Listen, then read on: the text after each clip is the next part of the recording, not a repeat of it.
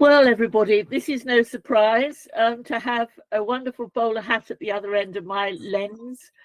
Mark, the bowler hat farmer, has started the Fork the System tour. He's been with us a couple of weeks ago with the tour, and now he's going to update us where he is, where he's going, and how everything is. It's all over to you, Mr. Byford. Liz, good morning, darling.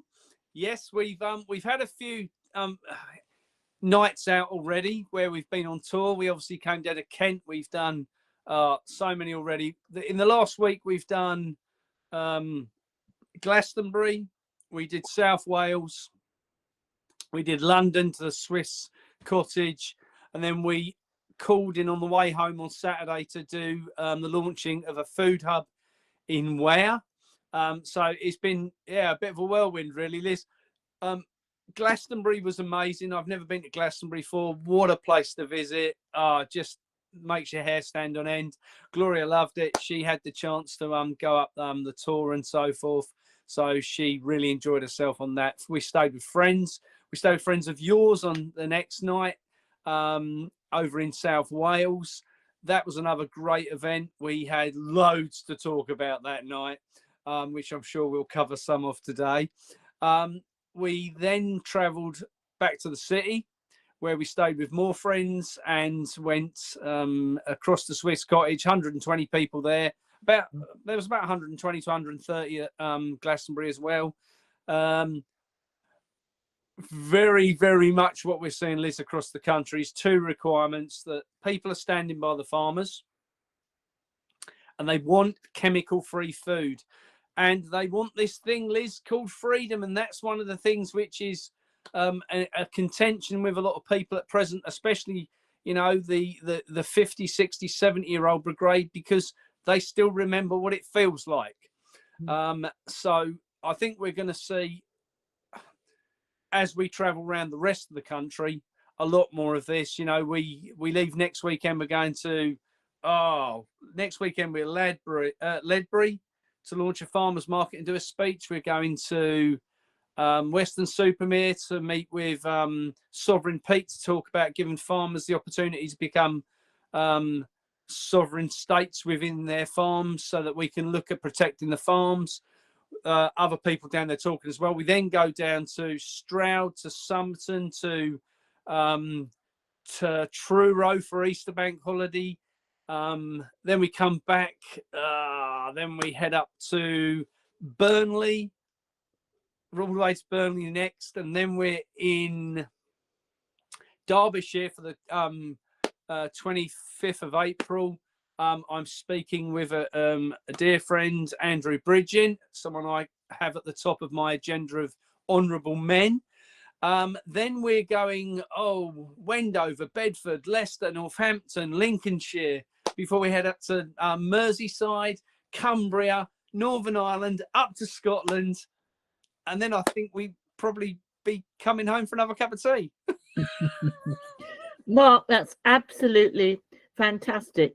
And I think what's so interesting, when you came here, it was about a fortnight ago now since you were with us. We only did one part of what we normally do. We had the electroculture boys with us, and we've got electroculture now on our farm, as you know. And we had 100 people in that village hall, which was full. And they came from Lincolnshire. This is down in southeast Kent. Lincolnshire, Norfolk, Suffolk, Surrey, Sussex, London.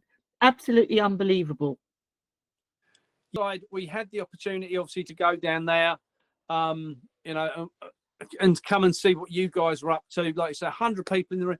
But Liz, the excitement, I think, at the moment, what's around food as a requirement, and the food stability, food sovereignty, and backing the farmers. And I can't put enough emphasis on this. We're traveling all around the country. Obviously, we've done a good, 20 speeches this year so far, and we're witnessing a whole changing direction of people's perception of looking after the farmers. I think a lot of the farmers are concerned that if they mention IHT, the inheritance tax side, people are going to go, farmers don't pay tax. Every farmer pays damn tax. This is not about tax. This is about land grabbing. And we're seeing this, Liz, whether that's coming through now with the nonsense with bird flu, the nonsense with TB, the nonsense with foot and mouth. This is about diminishing the amount of animals that are available for protein for the general public. And this is about taking away food sovereignty of the people. And it doesn't take a lot of working out when you go down the rabbit hole and just peek in, you can't help but fall in, because it's becoming clearer and clearer that the likes of BlackRock, Vanguard, and all these big companies are pulling the strings in the background, buying out more and more shares in the supermarkets as well. I don't know if you've looked into this, Liz, but if you look at what shareholders Tesco's, for instance, did have 5 years ago to what they've got now, BlackRock and Vanguard and people like that have increased their shareholding massively. And the minute that's in place, then they can put whatever crap they want in our food and we can't do anything about it. Well, I say we are going to do something about it. The farmers are getting ready for an absolute food revolution. And we can talk about revolutions, that's one thing, but I'm talking about a food revolution. Yeah. Farmers are, Liz, every time we do a speech, you've seen me do this, I get everyone in the room and ask them one question. Would you, if you could, buy chemical-free food direct from a farmer? 100% of people put their hand up. Every time I take that picture, I share it to all of the farming groups. Farmers to Action, for instance, one of the biggest groups out there now. I've happily shared it with them, and their members are very much now taking a stance that they're starting to understand the public are behind them. Not only behind them, they're behind the farmers making the transition to come away from supermarkets and to put food on the table for them directly. And because then they're not governed by the likes of supermarkets or Arla, whoever that might be, who are saying you must put this additive in, you must use this chemical, the public want the farmers to come away from that. The farmers want to, but are scared to. And I think, Liz, what we're going to see, yourself, we've launched the Food Finders Hub to bring farmers and customers together. And I think what we're going to see within the forthcoming months is a collective of all the farmers coming together under one co-op. And I think that I've had conversations with lots of farmers, including Gareth Wynne Jones sat on a meeting with me the other day to talk about this. And this is about farmers potentially launching their own supermarket supply chain, and the supermarkets supplying the smaller shops, the smaller wholesale companies, food hubs especially. That's one of the big things which is going to come out of all this. Veg box, meat box schemes, grocery deliveries. This is all coming slowly into place, Liz, and that's exciting, because that would completely stop dead, if enough people supported it, the likes of the WEF and the 2030 agenda. Absolutely right, Mark. I can't say enough how much I support you. You know what we're doing, and you're quite right. And the annoying thing is when you talk to people like Gareth Wynne Jones from North Wales. Of course, I really did so much work in the last 20 years in Mid Wales, and farmers in Mid Wales have got no chance of diversifying like you have in the lowland and the fertile parts of the country. They're all on the mountainside, so they've got sheep and cattle basically. There's not much else they can do. And to diversify, therefore, when you've got a meat crop, you've got to do something with the meat and what have you. And then you find out, I was in Brecon and Radnor, and that was 3,500 square miles. And under the European Union, we lost every abattoir. So all you've got is the Cambrian Mountains with hundreds and thousands of sheep and cattle and no abattoirs, because they've been shut under the European regulation. So the whole thing has got to be revitalized, because people do want to eat the best. I mean, Welsh lamb. Unfortunately, he's no longer the butcher, but Bob the Butcher in Red, or I'll give him a plug if he is still on this earth and with us. The meat from Bob was just out of this world, because I had restaurants there at the time, and the meat was fantastic. And this is we've got to bring all this back, and it's going to take a little time, probably 5 years now, to turn this all around, I would guess. Because we've got to get land back into production, proper production for food. But Mark, you're doing such a wonderful job. Tell me about South Wales, because I know you were down there. Yes, we visited Usk Not sure that's how you pronounce it, but I think it is Usk. We went to the meeting there, and while it was low on numbers, Liz, what I will say, there seems to be a problem with social media at present, and especially with the likes of YouTube, especially silencing what's been said and what's going on. I had a lot of posts what have disappeared off Facebook and so forth. What people are saying, we didn't know you were there. We tried to contact you and couldn't get hold of you. And it seems to be that there's a deliberate attempts to silence things, I think. But the people who were at Usk was mind-blowing, Liz. And I know that you know some of the people who were there. From the guy who chaired the meeting through to the people in the audience, a very awake community, but also a very politically minded community, I will say. And there was also some people in the audience. I won't say too much, but I will when I see you personally. I don't want to say it on air, but there was one young lady there who works for a very big waste management company who's given us her details now to contact her if we face any DEFRA nonsense or the Environment Agency nonsense, because she's a biochemist. She understands the chemical structure of everything. So she said, right, when they're telling you A, B, and C equals Z, come to me and I'll sort the problem out. So, you know, we had this when we were down at Cheltenham with Kay the other week. We had Roger Meacock, the vet, come to meet with us afterwards. We had dinner with him. And again, he's someone who's a qualified vet, challenging the system, challenging the PCR tests and TB tests and things. And again, here's my number. Tell people to give me a call. Liz, what we're finding on this tour is the information that we're going to need for the masses of farmers to fight this bullshit is out there. But not only is it out there, it's coming to us. And they're saying, please give our number willingly to other people so that other people can contact us and be in a position of dealing with this absolutely head on. Because as you know, the only change, Liz, and I'm the first one, I only got into, you know that I only got into politics for my side about a year ago, just before the election, because I wanted to see change. And that change didn't come. I don't believe with the system we have got in place at present that change will come. But what I have always believed, Liz, all of my life, is the best way to fight this is on the outside of the system. However, I think there's a lot of people like me that are now starting to see that the system itself is so corrupt, it's always going to go for self-protection. And we're seeing this in the American elections, Liz. What's going on out there at the minute with the stock markets crashing and everything going tits up is not because of bad policy now from the government.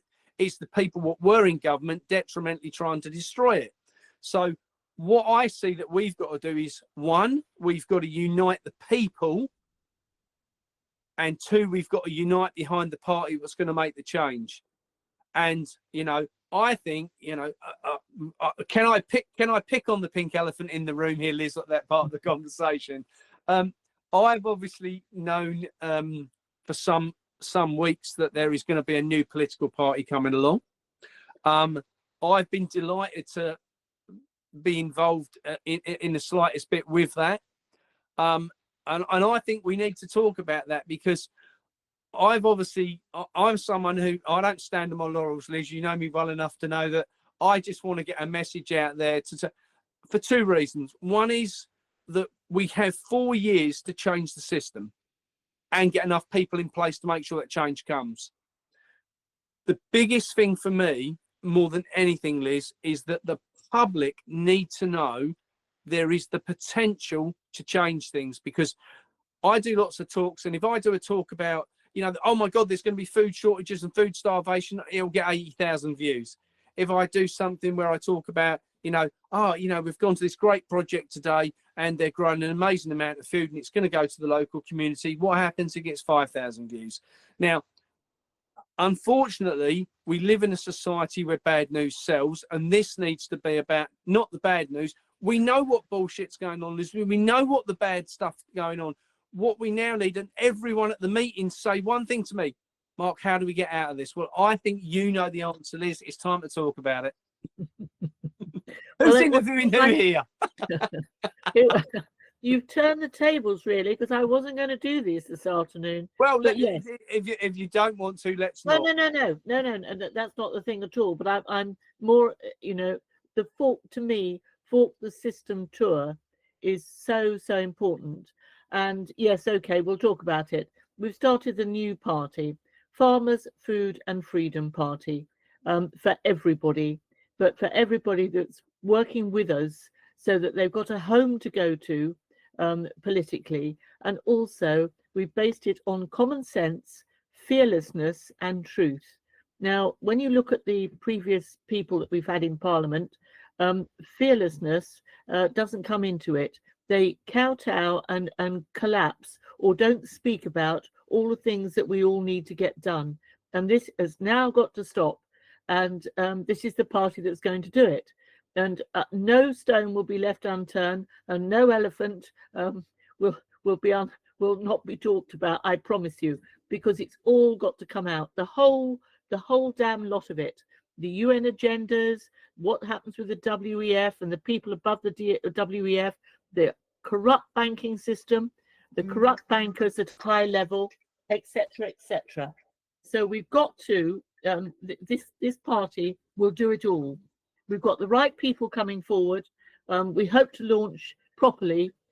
You can now join, as you know, www.farmersfoodandfreedomparty.org, but it covers every subject, not just farmers and food and freedom. Every subject under the sky is covered.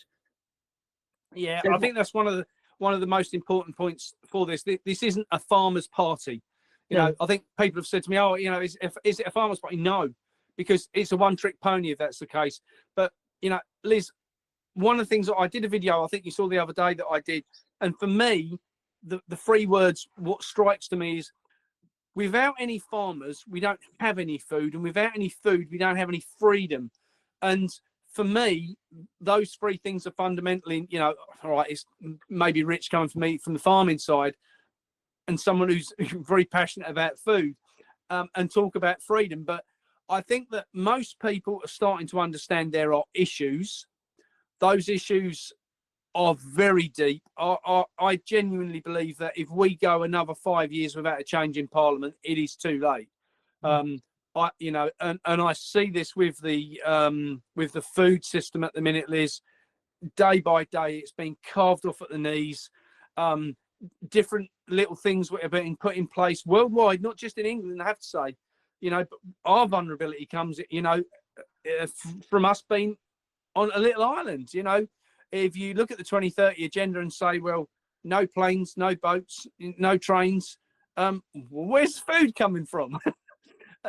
I'm talking to farmers and wholesalers all over the world on a daily basis that are saying that they're shrinking the amount of food that's in production, and they can't now export anything because they're now in the position that all they have is what they're keeping for their own community. So I think, to me, food sovereignty, food security has to be number one on our priority list as a country, and we do not have that in place at this point in time, and that's worrying, because the farmers can see the problem, Liz. And I hope that from where I'm visiting the people around the country and I'm talking to large audiences, my hope is that a lot of people that join your party, Liz, will be the people who genuinely have never been involved in politics before. I want to see a lot of farmers get involved in this, who are genuine, good quality people with values and morals. Liz, one of the things that I think this week's news to me, that someone like Rupert Lowe has been pulled to bits, but not only by reform, but now by the legal system, taking his guns away from his farm and things, is nothing more than a personal swipe at him because he's raised £500,000 to start an inquiry against rape gangs. We can all see what it is. Call it what it is. Liz, for me, the last year, I've had the pleasure of meeting some amazing people through politics. People like Andrew, people like Ben Habib, someone very much, those two I respect. We've got to get some decent people back to the table, Liz. People who genuinely care about the country. Yeah, you see, in my day, the politicians and the government, they had to do two things. They had to keep the people safe and keep the people fed. Now, if you see what's coming into this country now, whether people like it or not, we are not safe and we are not going to be fed. No. So we have got to make a change, and this is why Farmers Food and Freedom has come into being. If I thought that the latest party on the block was going to do anything, I would be happily growing my 150 different varieties of plants and flowers and vegetables, etc., on this farm. Unfortunately, it's not my lot. Our lot, Mark, is to do what we're doing, and we have to start a party which covers everything. It covers COVID, it covers excess deaths, it covers the rape gangs, it covers everything. But of course, it's got to cover the fundamentals to both keep the country safe, and that means looking at the military side, which we are at a very high level, and believe me, that's fact. And we've got to keep it fed. And the only way we can feed it, if we turned all the land in Kent over to supplying food, we could supply food for the rest of the country. Well, Liz, let's be honest. Kent grew a vast amount of food in the past years. Yeah. A vast amount of the food for, the London fruit markets. Everything used to have Kent stamped on the box when I was a kid. Yep. Now it's got, something like probably Kenya, Nigeria, or not even Nigeria now, because obviously Nigeria's got food shortages out there. Instigated by our dear friend Billy Boy, I have to say. Yeah, Liz, so you've done a low-level launch at this point in time, which I kind of feel responsible for, because I've got a bowler hat and I always say a big mouth, and I know I leaked something the other day which kind of caused people to want to start joining. So I apologise for that, because I know you guys weren't 100% ready. But it just shows that the will of the people is out there. And for me, if people have already started joining before you've even launching, before your official launch date, that is a good thing for me. It gives you a chance to test the system, but it also gives you that feeling of desire of the public. And I think at this point in time, we are in a place where the public are very despondent at the minute, Liz, in my opinion. With it, we're going to every town in the bloody country, and everywhere we go, it's the same questions, same conversations. Farmers in there who are suicidal because they don't know where to go with IHT and other problems they've got. The mum who's got 5 kids who's struggling to put food on the table. So there has to be some changes, but the changes have to come from the bottom, Liz. We can, get a party in the top in 5 years' time. Great. But and I don't know your thoughts on this, Liz. My opinion on this is that this isn't a case of getting a few people into Parliament. If I use Reform as an example, they were very pleased with themselves that they got 4 or 5 MPs in place. That isn't the case of, in my opinion. Labour have got control at the moment of the House of Parliament, and that's why they've been able to pull the stunts they are on the public, cutting back on heating allowances, putting IHT on the farmers, whatever it might be. They've got away with that because of the massive numbers. To me, we have 4 years to put a party in place. Well, not me, but you guys put a party in place. I'm quite happy to go and talk about it, and I'm passionate about food and farming, that, and all the other things. For me, if we could get enough people elected to sit in local government, parish councils, district councils, and inevitably Parliament, to make take control of it and change it from the inside out. We've got to do this, Mark, and I'm pleased to say that there are a number of people that are standing as independents, because of course we haven't gone through the Electoral Commission yet. That's all still to go through. With that going through, a number of the independents have actually got the Farmers Food and Freedom logo on their leaflets going out. I've seen that. So we are on the march, and I'm not at all cross with you for starting. What I didn't want to do was have a system that crashed to start with and made us look stupid. I wanted to start a little bit slowly, so that everything that was coming in, the website's working perfectly. We can cope with the volume of traffic coming through. The bank account's been set up, all the accounts have been done properly, accountant in place, etc., etc. Getting Yeah. all the so it's properly professional, and that everybody that donates a £5 note will have a nice letter of thanks and will be thanked correctly. I had to smile. I think you said to me earlier today you joined a certain party back in 10 months ago, and you've 10 had months ago. a starter pack come today. And would you like to explain? You don't have to say which party, but what was in the starter pack? So the starter pack had a very large, it was on an A4 sheet. On the top half, it had a picture of someone with a big cheesy smile, and on the logo. And on the bottom half, it had the membership card. And the second page was a begging letter from the chairman, who has had millions upon millions of money donated in already to this party. And the letter said, please, can you send some money to, fight local policy. Now, for me, Liz, I was involved in that party pre-general election last year. I spent thousands of pounds on my own money because I believed in wanting to make change, not necessarily in the party or the person, but very much about wanting to make that change, which I think is what the rest of the public voted for, which is why they got a good percentage of the market. However, they kept saying all the way down the line, there's no money for local commitments. Now, I then got involved in setting up the branch locally, of which we were told you can't have a branch bank account because that money has to go to central. So when they've got the money from local, they hang on to it and they won't give it back. That doesn't work, Liz.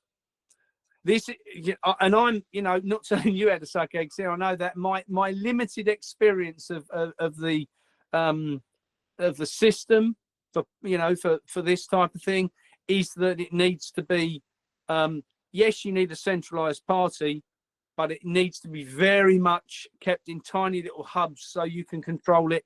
If there is a local issue, then you can deal with a local issue. My experience of now touring the country and seeing people, a farmer in mid Wales who only farms sheep and cattle, doesn't understand the issues a cereal farmer's got in East Anglia, and the cereal farmer's got no idea what's going on in Scotland, and Scotland's got no idea what's going on in the Midlands. So this is all about very genuine localized stuff. If we look at just one thing, Liz, if we take something like these rape gangs that have gone on in Bradford and different cities, in East Anglia, shit like that doesn't happen. So we don't know about things like that. So it's not until someone brings it to the forefront. And if there needs to be money locally to deal with issues like that, then it needs to be kept locally. I think it's so easy. Don't get me wrong. I'm not saying that there doesn't need to be money going to head office. Of course there does. And especially when you come to fighting a proper campaign, Liz. I know from our side of, touring around the UK, we were very fortunate. We raised about £10,000, which is covering us going around the UK for fuel and leaflets and meals and different things while we're away. Obviously I'm not earning any money while I'm away. So we're reliant on donations coming into us. So I'm very realistic about what things cost. And I'm only just me and Gloria traveling around the country. When you start looking at needing to print leaflets in tens of thousands or even hundreds of thousands of millions, that gets expensive. So, I think my side of this is, Liz, keep it honest with the simplicity of the money side for people to make a simple donation, and don't take too many big ones. I think you'd agree with me on that, because then they want to start controlling the issues. Yeah, no. I remember when I was in a party a long time ago when a millionaire donated £1 million and said, no, he didn't want anything. And then as soon as he donated it, he put some caveats on what he wanted done.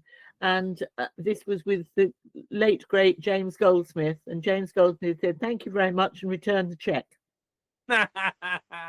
That's where, but Liz, the challenge is these days, people like that are fucking hard to find. I know, but there are some of us still left, Mr. Byford. I don't mind telling you. But I agree. You must admit, you said to me the other day, Liz, how do I set up a branch for Farmers Food and Freedom? I said, well, you just want we start a branch off, you need a chairman, a secretary and a treasurer and with a bank account. And you said, oh, why do we need a bank account? The party I've just come from, it all goes to one. And I said, no, no, no, no, no. Yes, seriously, I know how much that we've just put in ourselves to get this off the ground and what have you. And yes, we can't afford to do all of that. Yes, there has to be money, but the people raising money locally who either raise it through membership, I would suggest that part of the membership fee goes to head office, just a part of it. But then you have events where you raise locally. If you've got a by-election, you know, everybody should be doing events, etc., locally for that money to fight that by-election. You know, it it gives people the ownership then. Absolutely. Which is what's so missing now. It's all gone. I think you use the expression. I usually go base over apex, but I think you used tits up not so long ago, which is probably nearer to the mark. Yeah, I mean, I think Liz. So from my side, if you know, while we're travelling about, for me, the excitement when we spoke and you guys had said that you were going to do this, obviously I'm getting in front of a lot of people, and you know, my tour is not going to, you know, I don't think anyone to think that's going to become a political tour by any account. But I talk about the basics when I'm out. I'm talking about the basics of how they're destroying the farming, how they're destroying the food, and how they're taking away our freedom. So for me, it's not going to be very difficult to look at those three things. And here's a classic. When the last election came up, I sat down, and I don't know how other people make decisions on who they vote for, Liz. Excuse me. But I sat down and read the agricultural policies for the three main parties, right? In fact, the four main parties. Reform didn't have one when I started looking, and then one appeared. They're all the same, Liz. It's the same song sheet. It might be in a different colour cover, and it might be slightly different wording, but they're all the same. For me, I think we almost need to step back, and I don't know, you know, where you guys are on the policy so far. I have a little idea, but for me, we have to step back in time for our food and fisheries policies. When I was a kid, we had the potato marketing board, the milk marketing board, the fisheries commissions. Liz, they looked after farmers. They got a fair price. Farmers say, oh, we want a fair price of food now. Well, you had that 50 years ago.